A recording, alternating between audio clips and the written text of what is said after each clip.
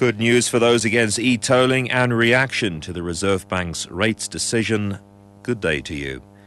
E-tolling will not be implemented this year. The National Assembly's decided that the Transport Laws and Related Matters Amendment Bill will be rolled over until next year. The National Assembly ends its session for the year today. It was widely expected that the bill, which has to become law for e-tolls to be implemented, would be pushed through before Parliament goes into recess. Acting ANC Deputy Chief Whip Momoloka Kubai. I move that this motion stand over, as we have received amendments to the Transport Laws and Related Matters Amendment Bill that has been proposed by members of this House. The ANC in Parliament has welcomed the judgment by the Western Cape High Court ruling out an urgent vote on a motion of no confidence in President Jacob Zuma. The court dismissed an application by the DA and other opposition parties to compel the Speaker to schedule the vote before the National Assembly ends its session for the year. Yesterday, the ANC offered to debate the motion when Parliament reconvenes next year. Opposition parties say they don't regard today's ruling as a defeat. Here's the ANC's Kubai once again. The African National Congress welcomes the ruling of the Western Cape High Court today that the separation of powers between the different arms of state must be respected. As a result, the motion of no confidence brought by opposition to be debated by the House is dismissed. Kasatu says the Reserve Bank has missed an opportunity to cut interest rates. The Labour Federation was reacting after Reserve Bank Governor Gill Marcus announced that the repo rate would remain unchanged at 5%, leaving commercial banks' lending rates at 8.5%.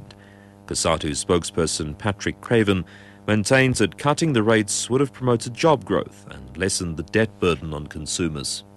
We need to do everything we possibly can, just as President Lula did in Brazil, to promote small business and job creation. And lower interest rates are one of the ways in which that can be done, by making credit more readily available to the emerging business community, and also to relieve the debt burden on many workers who borrowed money on houses and cars and so on. The three men who were allegedly hired to gang rape a Moremole woman in Limpopo, Ina Bonnet, have told the North Gauteng High Court in Pretoria that they didn't rape her as they couldn't get erections. Andri Setoli's advocate, Jan van Rooyen, told the court that Bonnet's former husband, Johan Kotze, lured them to his house with the promise of a building job. They say Kotze then forced them at gunpoint to put pantyhose on their heads and to rape Bonnet. Setoli alleged they only pretended to rape her as they couldn't get erections. Bonnet says she was raped. Kotze is accused of torturing and mutilating his former wife and hiring three men to gang rape her. He, Setoli, and two other accused pleaded not guilty to charges of rape, murder, kidnapping, assault, and attempted murder. Two of the biggest names in the global electronics industry, Japanese firms Sony and Panasonic, have had their credit ratings downgraded by international ratings agency Fitch. The decision means there's a significant chance of the companies defaulting on debt repayments. The top story is that e-tolling will not be implemented this year. The National Assembly's decided that the Transport Laws and Related Matters Amendment Bill will be rolled over until next year.